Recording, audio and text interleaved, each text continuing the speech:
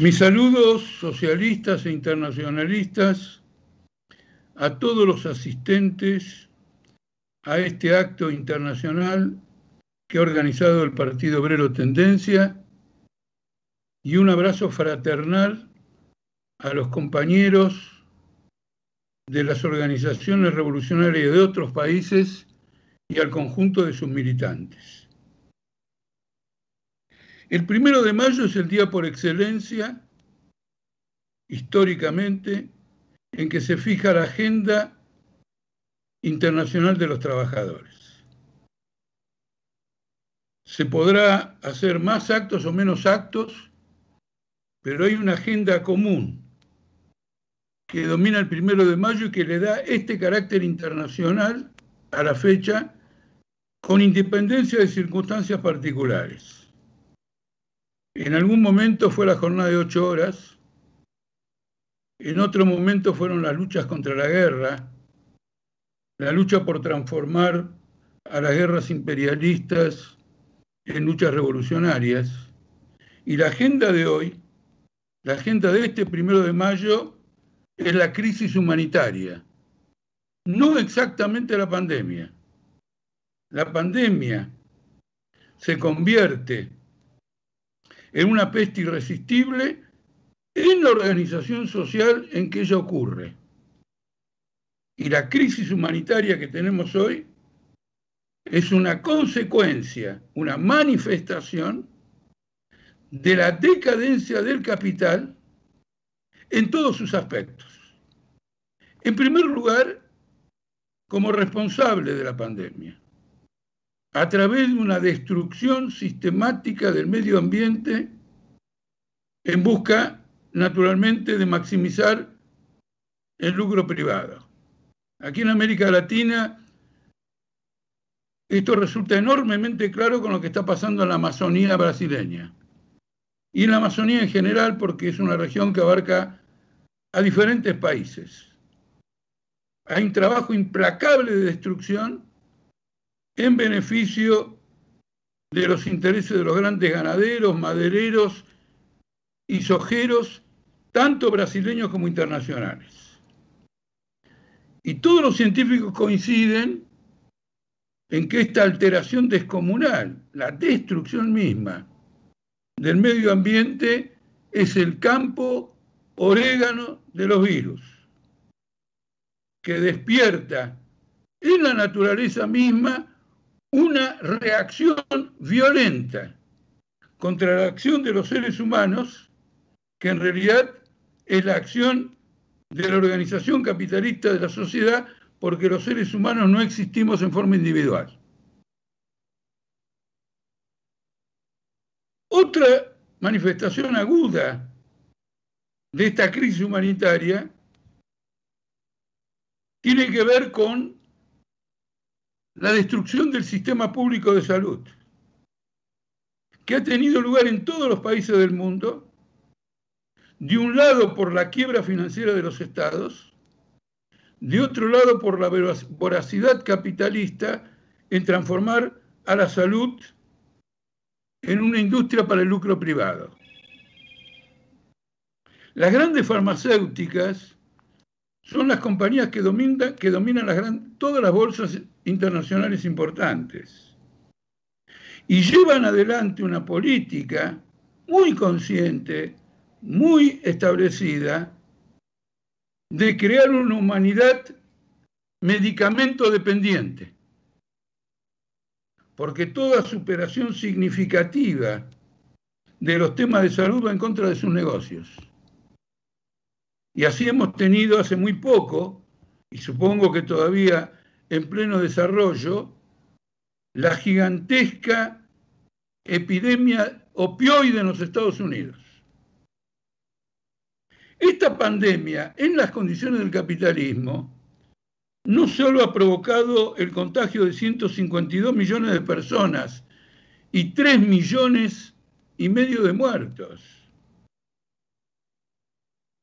porque hay que tener presente que en virtud de lo que acabo de señalar, los servicios de salud han postergado el tratamiento de enfermedades urgentes, que no están contabilizadas las muertes provocadas por esa demora en los tratamientos, no está contabilizada naturalmente en las estadísticas del COVID. Por lo tanto, el punto esencial del momento histórico que vivimos es que supera en cualquier medida y en cualquier carácter lo que históricamente se llama la crisis capitalista. Porque no se trata de una crisis económica solamente. No tiene que ver con la sobreproducción, ni tiene que ver con la tasa de beneficio. Es la culminación de la decadencia capitalista en la forma más clara, en el desarrollo sistemático de la fuerza de destrucción. Sin una caracterización de esta naturaleza, no es posible encarar una lucha franca internacional para superar esta crisis humanitaria. La cuestión de las vacunas ha puesto de manifiesto esto de un modo absolutamente extraordinario. Naturalmente, los capitalistas se felicitan entre ellos por lo que llaman la rapidez con la que en relación al pasado han podido crear nuevas vacunas o las vacunas adaptadas a esta situación. Pero el resultado de ello no solo es la aprobación de vacunas de emergencia, que a medida que se van aplicando manifiestan límites de distinta naturaleza, sino una lucha mundial descarnada por el control del mercado de vacunas, que se va a transformar en un mercado excepcional, porque va a abarcar al 80% de la población mundial durante varios años. Una manifestación aguda de esta crisis humanitaria no son solo las muertes y los contagios, la expansión del virus. La expectativa de vida en muchos países ha comenzado a caer, por ejemplo en Brasil. Cuando la curva histórica de esta expectativa de vida, por lo menos desde la Segunda Guerra Mundial, venía creciendo. Como ustedes comprenden, se trata de una crisis que tiene que ver con la existencia del género humano. No se trata de otra cosa. Y acá la crisis capitalista interviene como un aspecto de la organización capitalista de la sociedad que en circunstancias extraordinarias sale al rescate del capital y deja de lado el problema de la salud y de la vida de los trabajadores. Esta es la agenda objetiva del proletariado mundial en este 1 de mayo. Y esta agenda objetiva se manifiesta en forma más o menos consciente, más o menos inconsciente, en el desarrollo de luchas crecientes y en algunos casos de luchas revolucionarias. En parte por temor a que lo deje de lado y en parte por la significación que tiene, nosotros estamos haciendo un acto virtual. Pero hoy en la provincia de Neuquén, miles y miles de trabajadores marcharon por las calles el 1 de mayo. Y todos sabemos perfectamente bien que esto es la consecuencia de la enorme lucha librada por el personal de salud de la provincia contra la burocracia sindical y contra todos los laderos de la burocracia sindical. Entonces, cuando hablamos de una crisis, en este momento no podemos referirnos a una crisis epidemiológica. Estamos ante una crisis humanitaria y lo que convierte a esta crisis en humanitaria es que la organización social que tiene que ver con esta crisis es una organización social capitalista en completa decadencia. Quiero quiero detenerme sobre la lucha por las vacunas. No solo es una lucha por el mercado mundial, y una lucha despiadada. Probablemente muchos de ustedes, quizás no todos, habrán leído los avatares del Sputnik y de la AstraZeneca. Estados Unidos, con Biden ahora y Trump con anterioridad, ha reflotado una ley de seguridad nacional de 1950 para prohibir la exportación de todos los insumos necesarios en la fabricación de vacunas. Esto lo ha denunciado hasta el semanario The Economist, que naturalmente no tuvo más remedio que decir que esto afectaba enormemente la capacidad para superar esta crisis humanitaria. Porque en ausencia de esos insumos, los principios activos que se tienen que elaborar no pueden ser elaborados. Y el motivo de esta suspensión es que los Estados Unidos quieren reglamentar integralmente este mercado. Acá en Argentina estamos viendo que después de los coqueteos con la Sputnik, o con Rusia, mejor dicho, y con AstraZeneca, es decir, con Gran Bretaña y con México, el gobierno nacional está volviendo a una negociación con la Pfizer.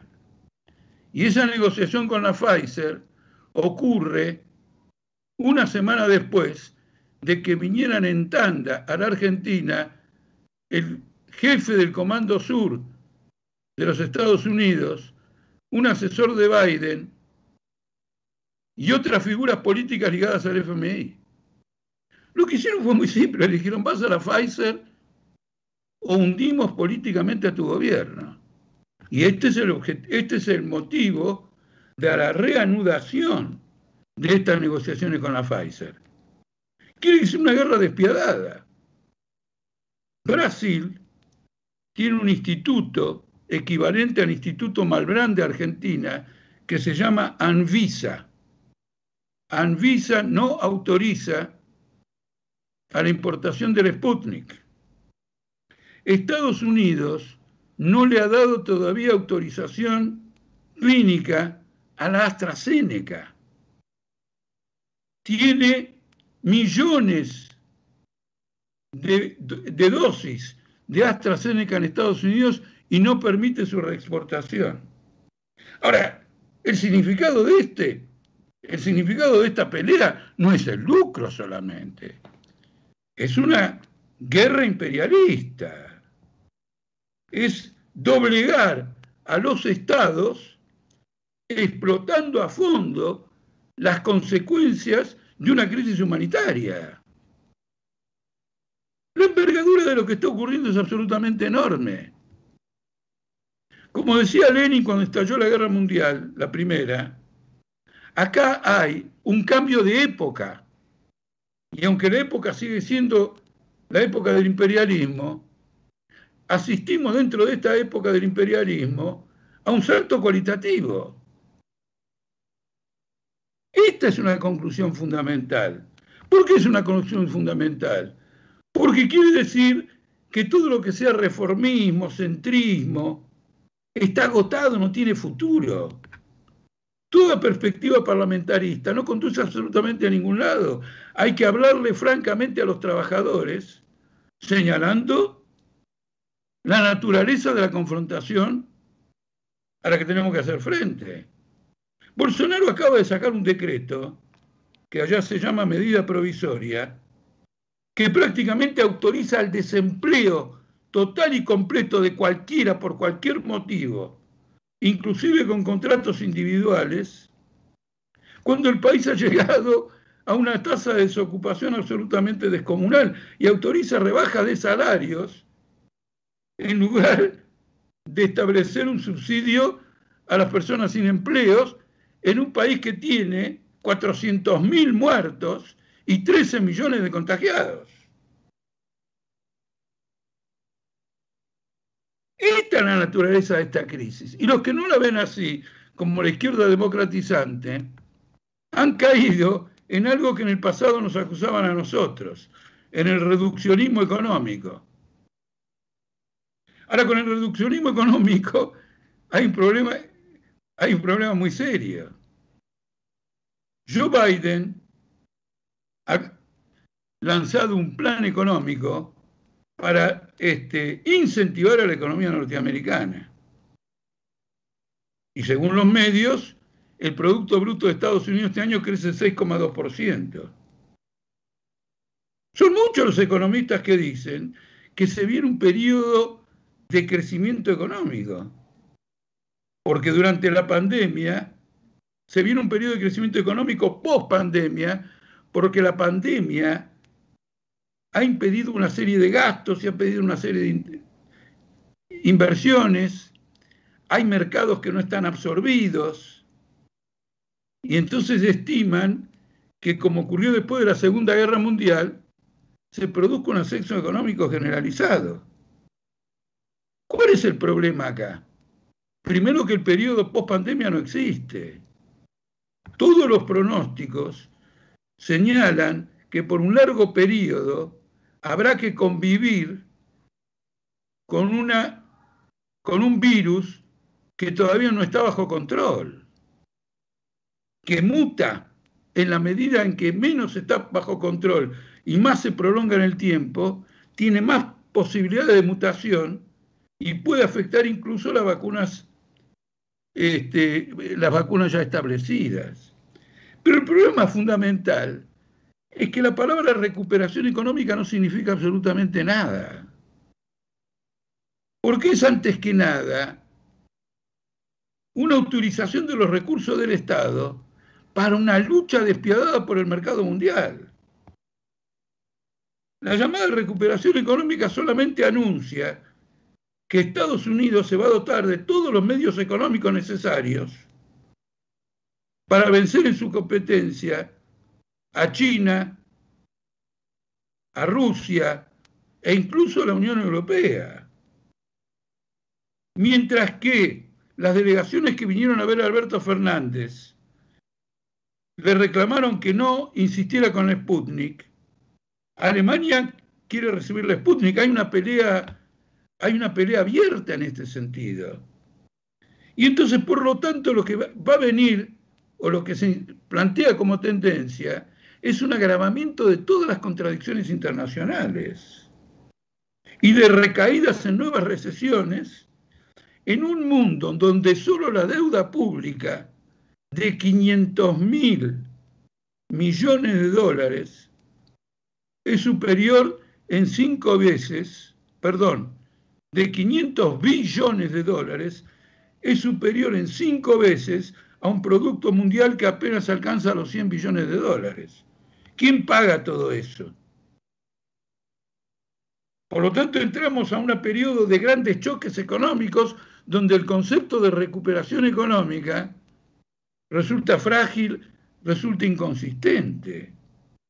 En alusión a todo este proceso de guerras que van acompañando esta crisis humanitaria, señalemos a título de ejemplo la inminencia de recientes choques por el oriente de Ucrania,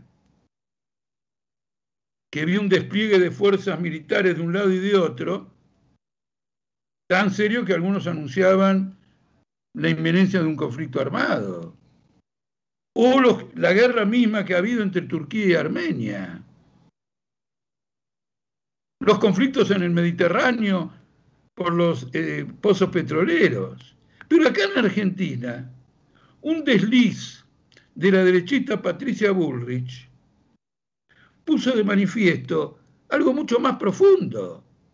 Estados Unidos quiere desalojar a China de Argentina, y para eso no solo ejerce una brutal presión en esta pandemia, sino que además ha desplegado submarinos atómicos en el Atlántico Sur, y Gran Bretaña ha reforzado la base militar de Malvinas, que ahora definitivamente es un gran problema político para cualquier gobierno argentino.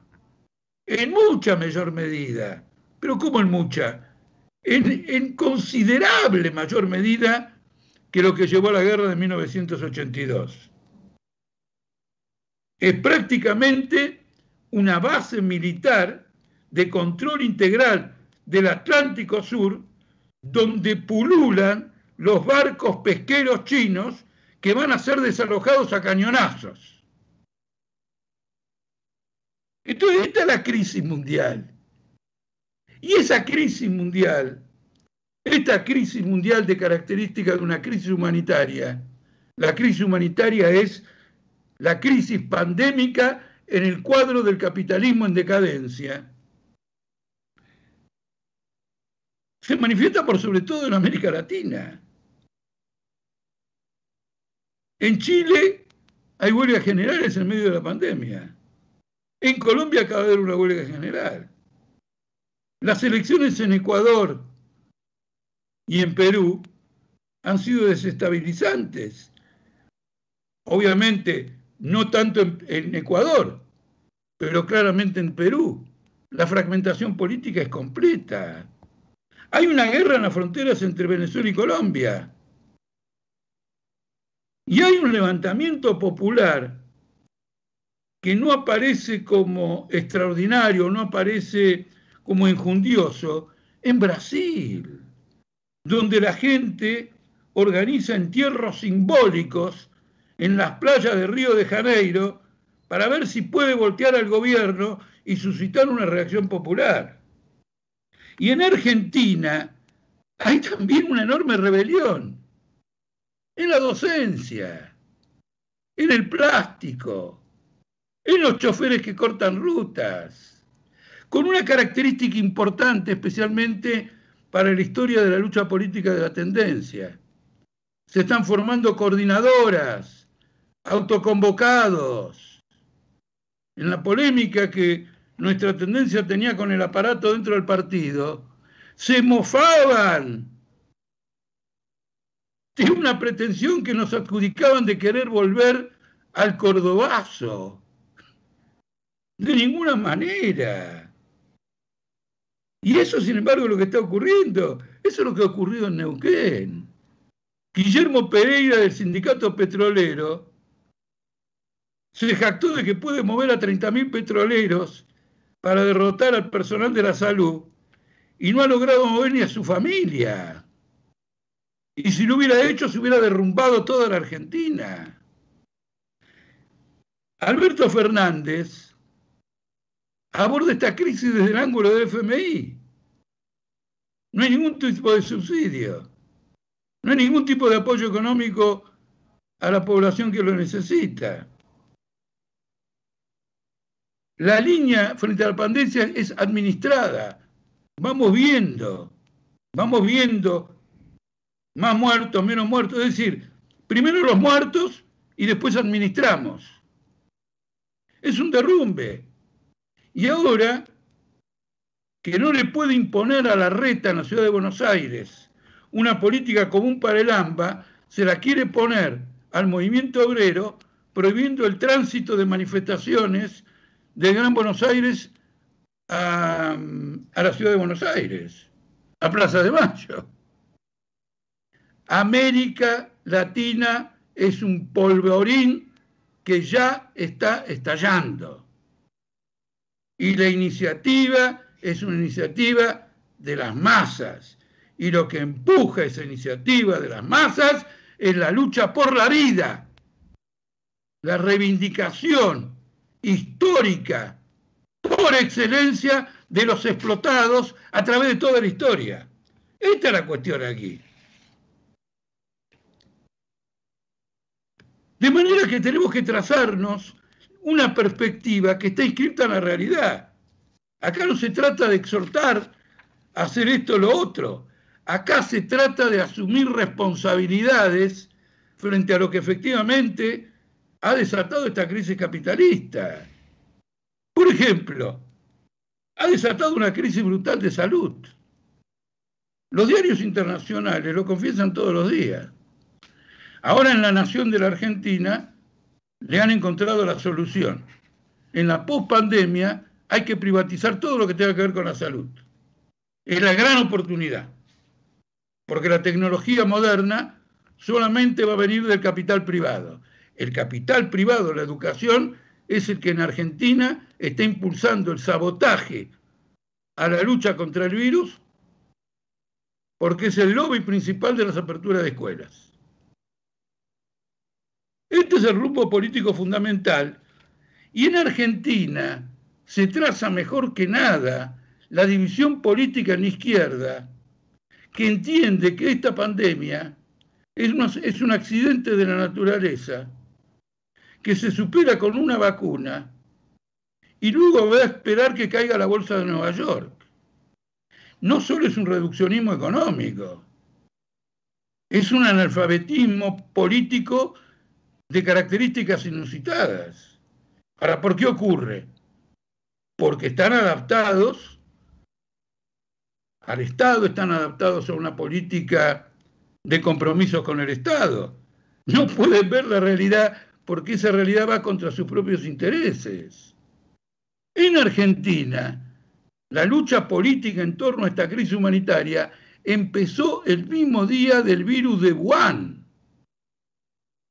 cuando el Frente de Izquierda Unidad dijo que se oponía a toda forma de cuarentena y promovía al pensador, filósofo italiano Agamben, diciendo que la cuarentena era el punto de partida de la instalación de un régimen totalitario. Ahora, lo curioso es que los totalitarios no querían la cuarentena. ¿A qué me refiero? Trump, Piñera, Boris Johnson, Macron, Bolsonaro. Es decir, la derecha fascistizante era libertaria y la izquierda acusaba a la protección de la salud como un atentado al Estado de Derecho. De golpe tuvimos una izquierda que descubrió el Estado de Derecho. Nunca le había prestado atención siquiera intelectual y de repente lo descubre en medio de una pandemia. En esta pandemia, quienes hemos defendido una caracterización que corresponde al proceso histórico de la decadencia capitalista, que hemos alentado estas luchas autoconvocadas, todas las autoconvocatorias que hay en Argentina en materia de educación por el cierre de las escuelas y el rechazo a la presencialidad, tienen como factor impulsor exclusivamente al Partido Obrero Tendencia. Estoy hablando de los hechos, no de un reclamo, apoyado cada vez más por numerosos docentes, seccionales enteras de SUTEBA, que algún izquierdista o algún burócrata creía que tenía atado bajo 4 llaves, están perdiendo las elecciones a manos de las mociones huelguísticas que impulsa el Partido Obrero Tendencia. El desarrollo político ha demostrado la vigencia de la posición que hemos asumido en la crisis del Partido Obrero. Esto es absolutamente fundamental. Esto es un detalle, esta es una cuestión decisiva. Y en esta cuestión decisiva, miren ustedes lo que está ocurriendo. La Cámara de Senadores aprobó la media sanción de una ley por la cual se suspende la obligación de los partidos políticos reconocidos a completar la cantidad de afiliados que deben tener para mantener su legalidad debido a la pandemia. Porque hay muchas desafiliaciones en los partidos. Y cuando bajan de cierta cantidad el número de afiliados, lo tiene que recomponer para mantener la legalidad. La Cámara de Senadores acaba de dar media sanción exonerando a los partidos de esa obligación. Ahora lo va a aprobar la Cámara de Diputados. ¿Por qué? Por la pandemia. No se puede andar por la calle, no se puede andar por aquí, no se puede andar por allá. El Partido Obrero Tendencia, en la pandemia, ha lanzado la lucha por la legalidad desde cero. Estamos virtualmente con el reconocimiento de la personalidad provisoria en la ciudad de Buenos Aires y prácticamente el reconocimiento integral nacional, federal, en la provincia de Buenos Aires. Estamos luchando por llegar al reconocimiento total en la capital y por obtener en la provincia de Buenos Aires también el reconocimiento provincial. Lo estamos haciendo en todos los distritos industriales de la provincia de Santa Fe, con avances incuestionables y objetivos que se han alcanzado. Ocurre en Catamarca, en Tucumán, y va a comenzar ahora en Jujuy. La lucha por nuestra legalidad muestra la tenacidad de una fuerza política y muestra la madurez de su programa, la madurez de su estrategia, el reconocimiento de que acá está la tradición histórica del Partido Obrero. Ahora, para abordar esta etapa necesitamos la Cuarta Internacional. Y la Cuarta Internacional tiene una crisis total, completa y absoluta. Para avanzar en la construcción en la reconstrucción de la Cuarta Internacional, hay que discutir la crisis del PO, porque la crisis del Partido Obrero concentra con un vigor inusitado, un desarrollo nunca visto, la totalidad y un poco más de los problemas que enfrenta la vanguardia revolucionaria en el mundo. Es una crisis internacional la del Partido Obrero. Cada día que se demora ese debate a nivel internacional, cada día que se demora la comprensión del lugar histórico que ocupa nuestra tendencia en el campo del movimiento obrero revolucionario y en el campo de la Cuarta Internacional, cada vez que se demora eso es un paso atrás en la construcción de la Cuarta Internacional, que debiera ser realmente el coronamiento de la lucha por la vida, porque la Cuarta Internacional se fundó para defender la vida de los revolucionarios rusos, de las masas rusas, y la vida de todos los que murieron en la Segunda Guerra Mundial como consecuencia de las políticas traidoras de la burocracia estalinista y de su aparato a nivel internacional. Por lo tanto, tenemos por delante de nosotros un trabajo extraordinario,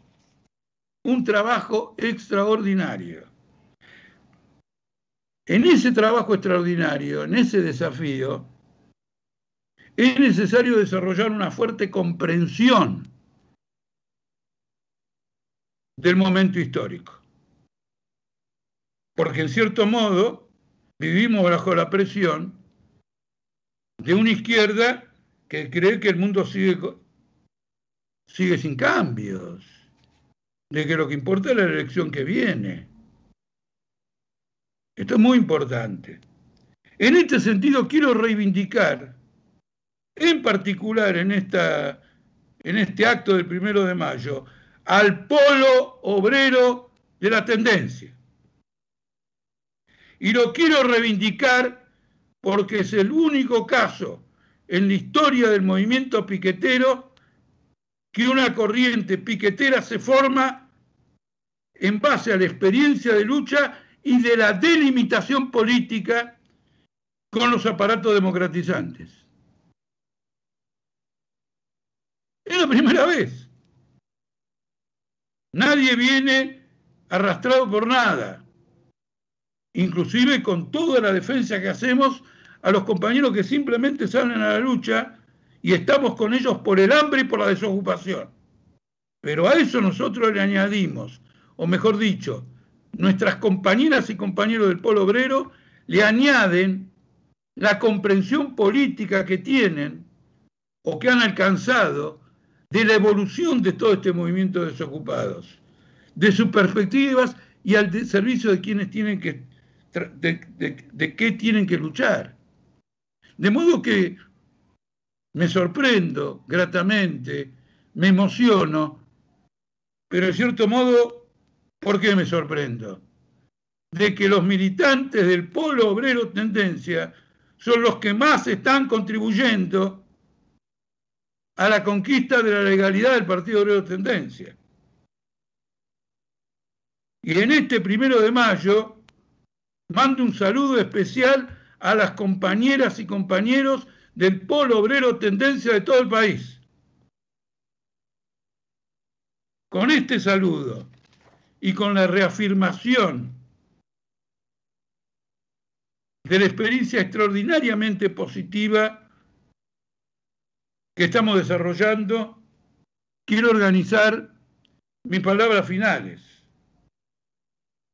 Porque la crisis del Partido Obrero ha sido la concentración de los problemas políticos de la crisis de toda la vanguardia obrera. Ni qué hablar de aquellos que ni siquiera tienen vínculos con la clase obrera y operan en la superficie digital como supuestos intelectuales de izquierda. Acá hemos tenido una experiencia vigorosa. Esta crisis se ha anticipado a la crisis humanitaria. Y en ese sentido sirve como un factor enorme de construcción. Porque ha puesto antes los ladrillos para enfrentar esta situación. Imaginen ustedes si hubiéramos estado en esta crisis con la confusión que nos plantaba el aparato, con sus maniobras sucias, con su violencia contra los estatutos del partido. Estaríamos completamente desarmados, no estaríamos ayudando a la clase obrera. Por eso quiero señalar lo siguiente al final. Viva la clase obrera, viva el socialismo internacional, viva la Cuarta Internacional, pero viva, viva y viva a los compañeros que forman el Partido Obrero Tendencia, porque están desarrollando, y lo probará el futuro próximo, una tarea histórica y gigantesca. Gracias, compañeros.